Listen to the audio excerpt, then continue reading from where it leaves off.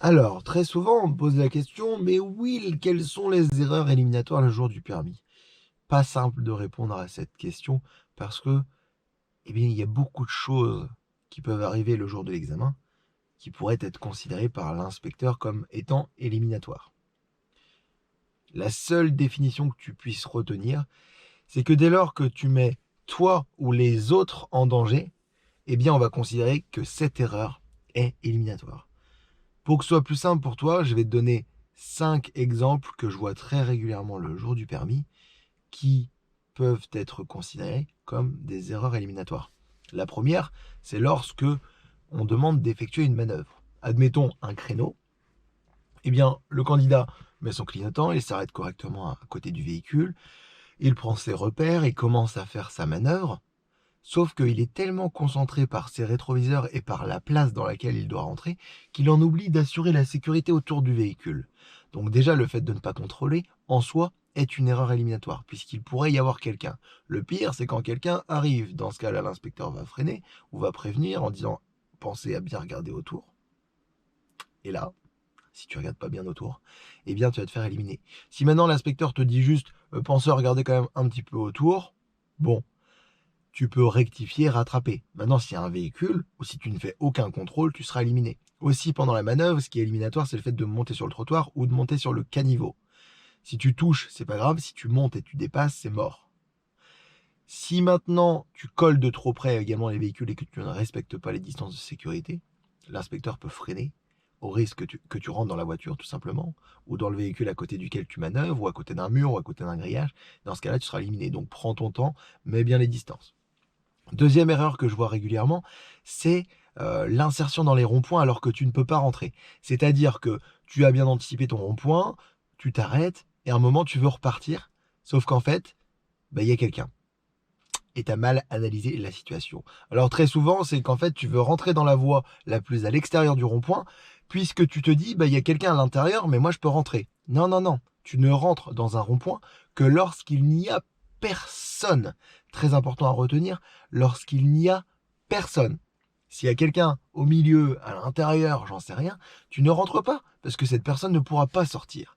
Donc ça, c'est éliminatoire. Également, le calage, quand tu rentres dans un rond-point, si tu as oublié que tu t'es arrêté en deuxième et que tu rentres un petit peu et hop, tu cales alors que la moitié de ta voiture est dans le rond-point, il y a mise en danger pour toi et pour les autres et c'est éliminatoire. Donc on prend bien son temps, on regarde bien qu'on est en première et si on n'est pas sûr qu'on puisse rentrer, on ne rentre pas au risque de mettre un petit peu de temps à rentrer. Mais voilà, pas de pression. Troisième chose que je vois assez souvent, c'est le refus de priorité à droite. Qu'il y ait une voiture ou pas à la priorité à droite, qu'il y ait un vélo ou pas, ou un véhicule, eh bien tout simplement, si tu ne vois pas une priorité à droite, normalement tu es éliminé. Alors ça peut arriver des fois, la priorité à droite elle est un petit peu petite, ton allure elle était lente, le reste de la conduite est bonne, et dans ce cas, oui, tu auras quand même ton examen, mais en général quand tu loupes une priorité à droite, c'est éliminatoire. Donc attention aux priorités à droite. Petit détail, zone 30 égale priorité à droite, route de campagne, attention, il y a souvent des priorités à droite de plus en plus pour casser l'allure des autres. Quatrième erreur que je vois régulièrement, c'est les voies d'insertion, c'est-à-dire que tu arrives dans ta voie d'insertion et très souvent l'élève ne regarde pas assez rapidement dans son rétroviseur. C'est pour ça que moi je te l'explique quand on fait les cours sur les voies d'insertion, dans la vidéo voies d'insertion, je te l'explique. D'abord, on va sonder, donc on va faire un petit angle mort pour sonder, pour prendre l'information dans un premier temps. Et une fois qu'on est sur sa voie, tout de suite, on va aller chercher dans son rétroviseur gauche pour pouvoir prendre l'information le plus tôt possible. Comme ça, on va savoir si on peut accélérer, si on peut maintenir l'allure ou si on doit ralentir. Et très souvent, quand il y a une erreur éliminatoire à cause d'une voie d'insertion, c'est parce que le candidat n'est pas allé chercher l'information assez tôt et qu'il se retrouve à la moitié, voire au bout de la voie d'insertion. Ah mince, je peux pas rentrer parce qu'il y a du monde. Dans ce cas-là, l'inspecteur prend le relais pour accélérer ou pour freiner. En gros, il intervient parce que le candidat n'était pas apte à être autonome et à faire la manœuvre tout seul. Donc, élimination. Cinquième et dernière erreur que je vois régulièrement, c'est les erreurs sur les routes de campagne. Une route de campagne un petit peu étroite, pas de marquage au sol. Sur le côté, c'est l'accotement. Et là, le candidat va peut-être un petit peu trop vite. Il est un petit peu trop à droite. Les roues partent sur le côté. Et là, l'inspecteur, hop, il prend le volant pour rattraper ça. Et là, malheureusement, c'est éliminatoire. Donc attention, route de campagne, c'est pas parce que c'est limité à 80, à 70 ou j'en sais rien, que tu dois rouler au maximum. Tu adaptes ton allure à la situation. Si tu adaptes ton allure à la situation, normalement, on est OK. Des fois, il faut même rouler à 20, à 15 km/h. Moi, j'ai plein d'exemples d'endroits dans lesquels c'est limité à 80 et je suis obligé de rouler à 20 ou à 15 parce que c'est trop serré. C'est à toi de t'adapter. Et oui, c'est à toi de t'adapter.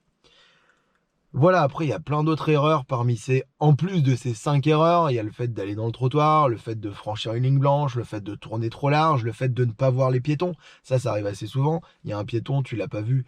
Voilà, il y a le fait de ne pas faire assez d'angle mort. Et dernière chose, et après je t'embête plus, tu es noté. Peut-être que tu as déjà vu la vidéo dans laquelle j'explique le système de notation de la grille d'analyse du permis de conduire. Peut-être que tu ne l'as pas encore vu et que tu vas la voir, mais en tout cas, tu es noté sur 31 points le jour du permis. Il faut que tu aies un minimum de 20 points. 20 sur 31 pour avoir le permis. Il faut savoir que tu peux avoir 25 sur 31 et avoir fait une erreur éliminatoire. Dans ce cas-là, tu n'auras pas ton permis. Mais tu peux aussi, et c'est là où je veux en venir, tu peux aussi avoir eu, par exemple, une conduite sans erreur éliminatoire, sauf que t'as fait en fait beaucoup d'erreurs. T'as fait beaucoup de petites erreurs. Genre oublier le clignotant, ne pas faire toujours les contrôles, être un petit peu en excès de vitesse ou un petit peu trop lent. C'était, tu vois, un peu limite ta conduite. Et dans ce cas, tu ne vas pas avoir le maximum de points. C'est-à-dire que tu vas avoir peut-être 17, 18 ou 19. Des fois même ça arrive 19 et demi. Mais tu n'auras pas fait d'erreur éliminatoire. Cependant, tu n'auras pas ton permis parce que tu n'auras pas eu le maximum de points, ou je dirais plutôt le minimum de points, qui est de 20 sur 31. Donc ça, il faut le savoir. Allez, je te souhaite bon courage, plein de bonnes choses pour ton permis de conduire. À bientôt. Ciao.